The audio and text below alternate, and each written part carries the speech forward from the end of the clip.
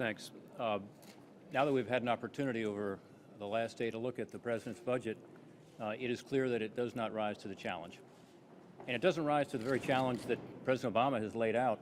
He's been eloquent about the problem, and yet his solutions don't address the problem. So the President has chosen to increase spending in some places, like high-speed rail, and then make reductions elsewhere. But at the end of the day, it does nothing in terms of addressing our budget problem because it doesn't reduce spending. So there is no movement at all on what is the single largest part of our budget and the fastest growing part of our budget. This is why the debt under the President's budget actually doubles in the next 10 years. So under his 10-year window, the debt actually doubles. Again, hardly rising to the challenge that we face. And finally, the budget offers no hope in terms of the growth of the economy. The pro-growth policies that we need in combination with spending restraint to get our fiscal house in order are not in this budget.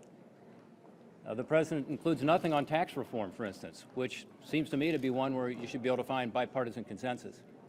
It doesn't even bother to talk about what the corporate rate reduction ought to be, though the President talked about it in the State of the Union. It's not there. There's nothing on regulatory reform. There's nothing on freeing up our economy to be able to produce more revenue through more economic growth and more jobs. So not only doesn't the President rise to the challenge in terms of providing Congress with leadership on growing the economy, which is part of the solution, but the budget actually includes tax increases, which will make it more difficult to create a job in this country. And instead of increasing growth, is going to decrease growth. So when you look at this budget, unfortunately, it does not provide the kind of leadership that we desperately need. You'll see a contrast here over the next couple of weeks as the House and Senate take up a relatively small part of the budget, which is the domestic discretionary spending, mostly outside of security.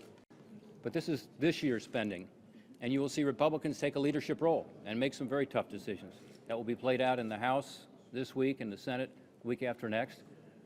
We hope the President will join us, at least in the domestic discretionary area, to make actual reductions. As every American family has had to face over the last few years, every American business has had to make tough decisions and live within their budget.